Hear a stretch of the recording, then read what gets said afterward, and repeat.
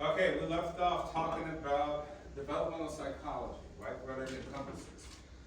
We say, hey, we're interested in learning how people change or remain the same at different stages in their life. So it doesn't just include childhood, although we say childhood is the most important, because childhood is the foundation of adult behavior, right?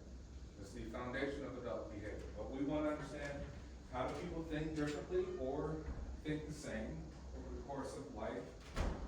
How do people react emotionally? Right, so the emotional component, the behavioral component, right?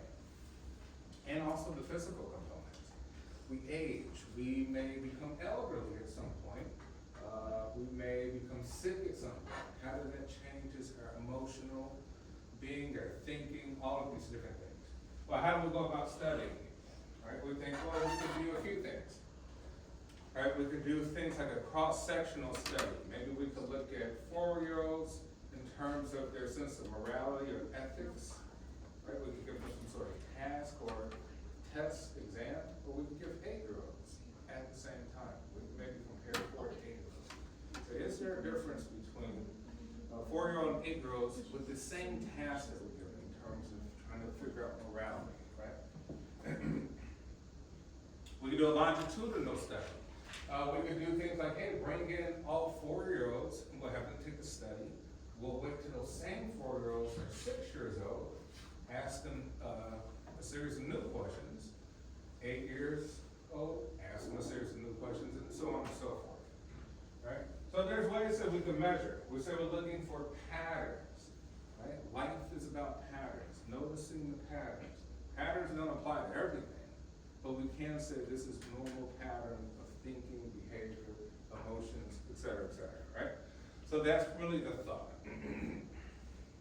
All right, so we kind of left off talking about schemas, operations, mental concepts. We talked a lot about Jean Piaget, right? Those stages of development, Piaget's stages, right? We talked about assimilation, accommodation. Hey, Piaget said there's 4 stages: sensory motor, right? Using the senses as an infant or baby, pre-operational.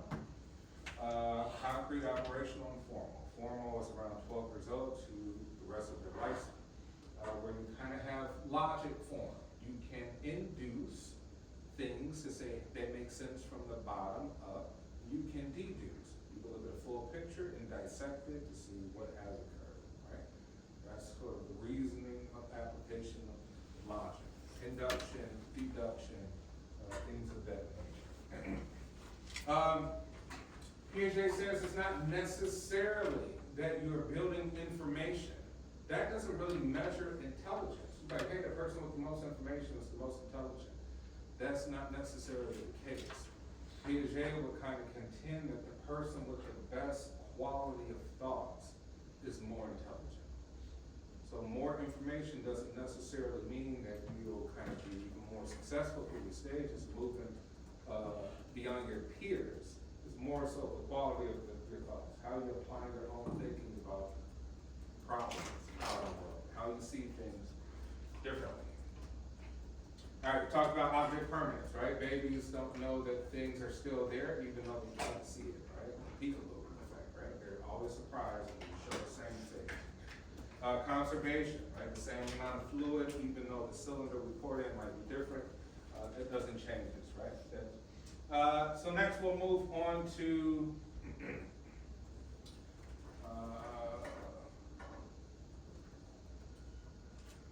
let's see. Okay, so we'll move on to Erickson.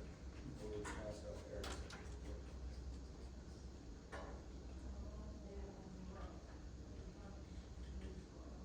Erickson's later, so let's just kind of keep going with this.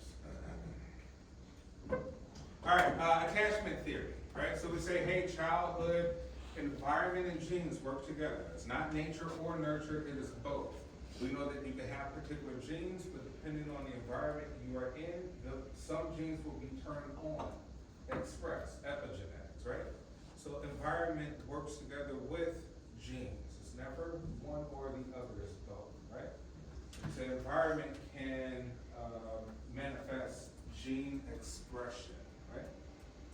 And so we know that, hey, childhood development is extremely important because it creates foundations of trust, mistrust, motivation, guilt, shame, feeling that you can do something. Maybe you were reinforced, told that you can. Maybe you were not reinforced, told that you could not do something as a child. Thus, now as an adult, you're struggling to have motivation because essentially you don't believe in yourself, right? You were given an assessment that you could not do certain things, right? We say we all deal with attachment, right? We say parent-child interactions change children's beliefs. Once formed, these beliefs endure or applied to new relationships later in life. So we say beliefs about ourselves. How much do we believe in ourselves and what we can do? How much do we believe in others? In terms of, can we trust them? Are people believable in any way that is healthy? So we have things like attachment theory, right? Strong emotional bond between two people, especially a child and caretaker, such as a parent. So we got attachment theory and attachment styles. Attachment theory, right? Ways in which bonds of attachment between parent and child have a lifelong impact on the child. So basically say how well the bond or attachment occurs within parent and child is essentially how your bonding will be with others as an adult, right? For the most part, yes, things can change. You can modify behavior, very rare, right? So those are outliers. For the most part, most of us attach to people in ways that are either secure or insecure. So your relationships with people will be insecure relationships or healthy and secure relationships or anxious relationships, which are always stressed out about the other person. Just avoid it, right? You say, hey, I don't like to get in relationships with anybody. I don't want to talk to anybody. You're avoiding, anxious avoiding. We'll talk about those, which we call styles of attachments, right? In which ways we interact and relate to one another emotionally. So we got secure, avoidant, anxious, ambivalent. And we say secure, positive relationship with person and let's say caretaker. It doesn't have to be mom, could be dad too. But mom is usually the critical component, right? Usually mom is the really nurturing one that's highly sensitive to the emotions, right? And responds to the emotions. But a sense of security that enables the child to explore the world, confident of the mother's comfort. What we say by this, there's a healthy response to the child's needs, right? Child is crying, you don't just go in the room, lay down, let them cry. You tend to the child. Not in a way that's like, oh my gosh, right? You let the child sort of explore the environment, bump his head, his or her head from time to time, well, it's not too bad, right? Let things happen naturally, but you're there to really make sure they don't harm themselves and to provide sort of positive reinforcement. Yes, you can do it, right? Giving positive confidence. That will be secure. Avoid it. Attachment style in which a child reacts to a parent in a relatively indifferent manner. The child does not count on the parent as a source of security and comfort. Source of security and comfort. A child is stimulated and is asking for help of some kind. Parent does not respond. So after a while, this repetitive behavior, child finally figures out an aha moment. I can't rely on my parent. I can't rely. I need to start kind of figuring things out myself, right? Mom or dad does not respond to my actions, behaviors, thoughts, screens, et cetera, right? There's nothing in it. So now, it does not rely, it doesn't count on a parent as a source of security and comfort. We say, this might be good, this might make somebody extremely independent, but maybe not in a healthy way. Unhealthy independence, right? Anxious and ambivalent. Attachment style in which an infant experiences conflicting emotions, desire for closeness with the mother combined with worry and anger toward the parent. We say this is chaotic behavior with a child. You're there sometime, you're not there sometime. You're too busy for the child, now you have a little bit of time. Child doesn't really understand when are you gonna be there for them. That creates stress or anxiety. When we say anxiety, is really the thought of the unknown. So you have no idea, you can't predict if mom or dad will be there to be your blanket, security and comfort and positive reinforcement, right? So you're always stressed out. So with this attachment, say, hey, you're basically stressed. You are anxious.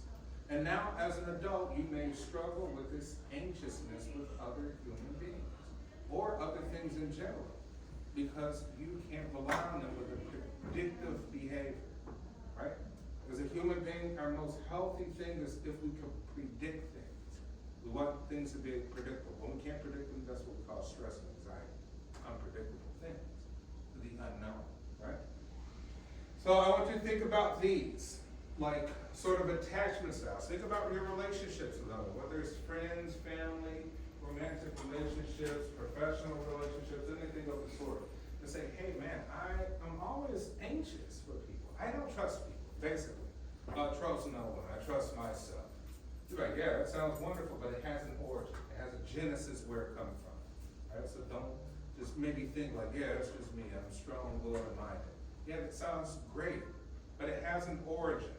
Usually it's from childhood, something that needs to be addressed. It may not yield the greatest results for you in life, right? Secure. You can't have even anxious and ambivalent people attached too much. They're anxious. So now we call them clingers. Too clingy. You meet somebody, immediately you fall in love, you're clingy, you're obsessed with them, you're overzealous about them, you're blowing them up, texting, calling all the time, like, it's a bit unusual behavior, right? Clinger could be anxious and ambivalent attachment. You're like, hey, you probably need to address that. Might be some anxious and ambivalent attachment that happened in your childhood, right? Avoid it. People say, hey, I don't need nobody, right? You gotta break down all my walls to get to know me. Like, interesting. That sounds like walls are defense. And why do we have defenses? Because we do not trust people. Plain simple, right? Unhealthy behavior. So we say, hey, it's worked out for me, but I had some bad experiences, right? But at the origins of that, we do still need to sort of address that, avoiding attachment style, right? We don't even let people get questions. Stay over there. Right, healthy is like, healthy attachment is like, hey, I will trust you based on your actions. That sounds pretty logical, pretty reasonable, right? If you have bad behavior actions, maybe I won't mess with you, right? Or give me a few shots. If you have great behavior, I reciprocate good behavior, right? We both positive reinforcement for each other, right? It's not to say you trust everyone, you're gullible or naive, it's you trust with information. You trust with behavioral information, right? Which is healthy, normal. Okay, I'm gonna start right there because we need to wrap up this presentation here. Okay, all right. So we got the power of positive thinking. Does it actually work? Gentlemen, whenever you're ready.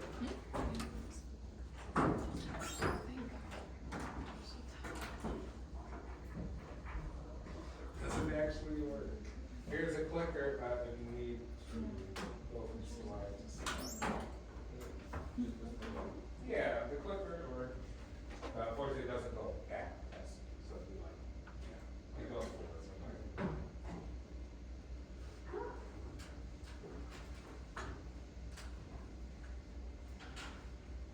Hello everyone. Today we are going to explore an interesting and somewhat controversial topic, the power of positive thinking. Specifically, we'll be discussing whether positive thinking actually works and the real impact it has on our lives. My name is Diego Rodriguez and my partner name is Anthony Purcell. okay, next slide. Let's begin by defining what we mean by positive thinking. Positive thinking is the practice of focusing on the good in any situation and expecting positive outcomes. It's the idea that maintaining an optimistic attitude can lead to greater happiness, success, and better overall health. But how effective is it really? Well, we'll explore that question today and look at the evidence supporting and challenging this popular belief. The psychology behind positive thinking. Let's dive into the psychology of positive thinking.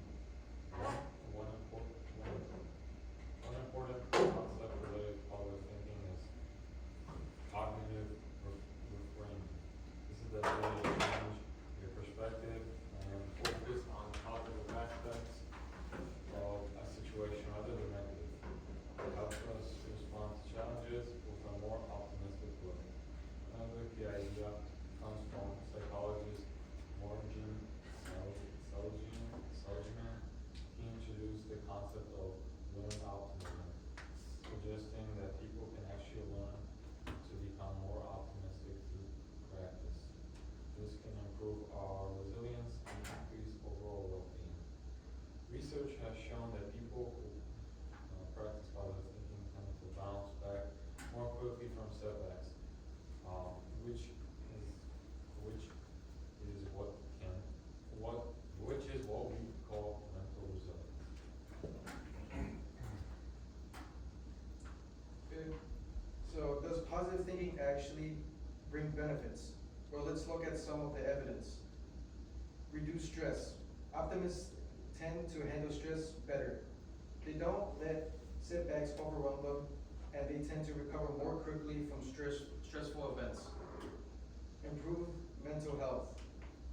Studies have shown that positive thinking is linked to lower rates of depression, anxiety, and other mental health problems. Optimists are generally happier and more hopeful. Better physical health. Optimist doesn't just affect your mind, it can improve your physical health as well. Research suggests that optimists have stronger immune systems and lower rates of heart disease. For example, a 2009 study published in Psychomatic Medicine found that people with a positive outlook had lower risk of developing cardiovascular disease compared to pessimists. So the benefits of positive thinking.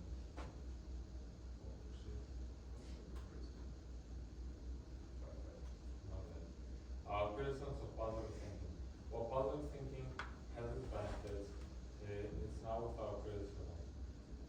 First, let's talk about overall optimism.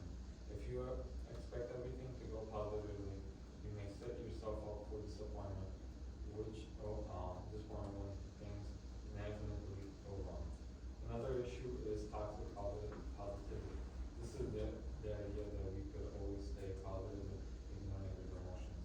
In fact, constantly pushing positive thinking can actually harm mental health because it prevents people from acknowledging and processing their negative feelings.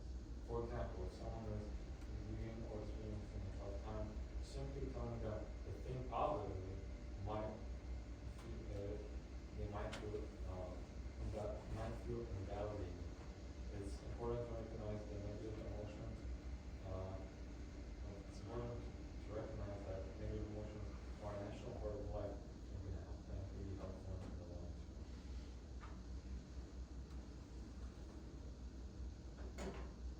term.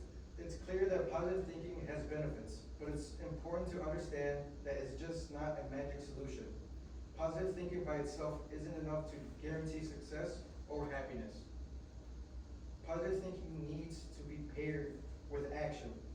It's one thing to think positively, but you also need to work toward your goals.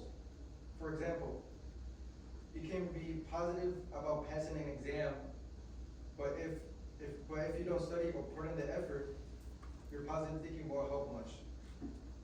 This brings us to growth mindset. Psychologist Carol Dweck explains that people who have a growth mindset believe that abilities can be developed through hard work, efforts. This mindset combined with positive thinking is key to success. In fact, researchers show that success depends not just on staying positive, but on how much effort and persistence you put in. So positive thinking is helpful, but it's only one piece of the puzzle.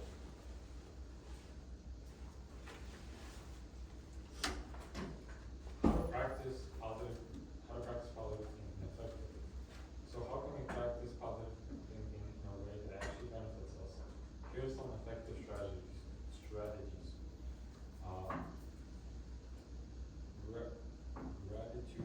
Gratitude journaling. Writing down things you're thankful for every day. It can be as simple as appreciating a good cup of coffee or a beautiful sunset. This practice helps shift your focus to positive aspects of your life. Visualization. Spend a few minutes every day imagining your success, whether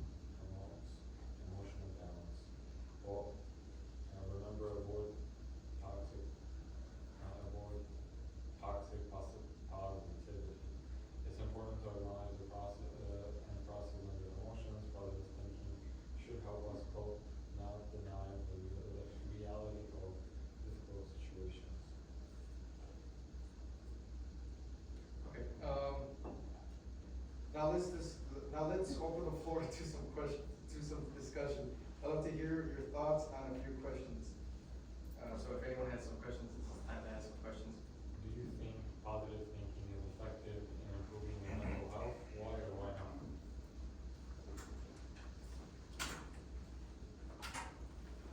Anyone here practice positive thinking in any way? You have some strategies or things that you do to remain positive?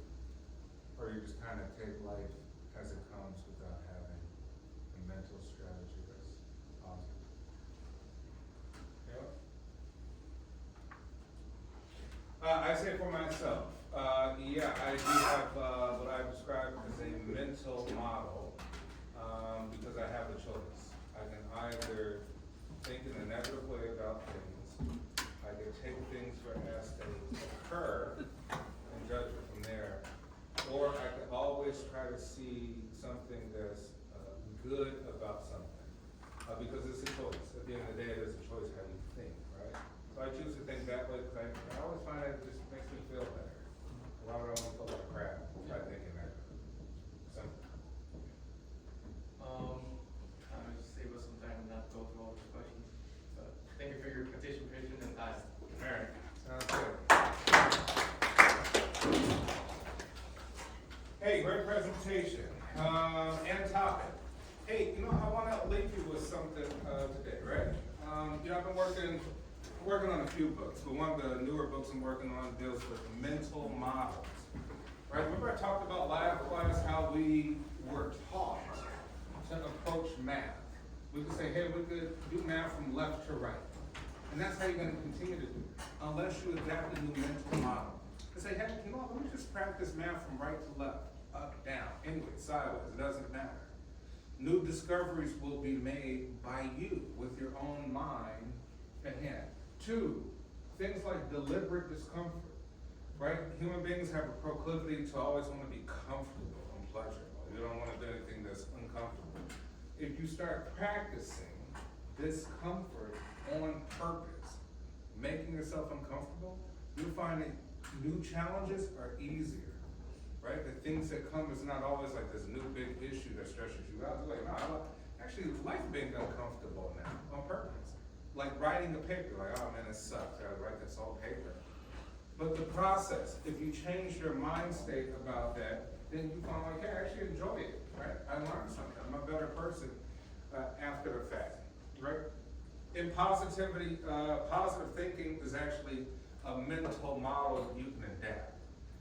Good that you mentioned, hey, don't be inauthentic with your positivity. Nobody likes fake positive people. People are always happy because you're like, you're kind of hiding something, right? You're blanketing something. But try to have realistic expectations with positive thinking. So think of your mental strategy. If you repeat the same behavior and it's not helping you, that's, you know, Einstein says repeating the same thing and expecting different results is insanity, right? So like, change the way that you literally think about most things and you'll see a significant change in your life in general. So mental mind states or mental models. Adapt new ways to approach problems. You'll see some effective results. All right. Yeah, once again, thank you for your presentation. We have one more presentation next Wednesday. So everybody, I will see you on Friday. Maybe next week for our last class, we might have like snacks and hang out.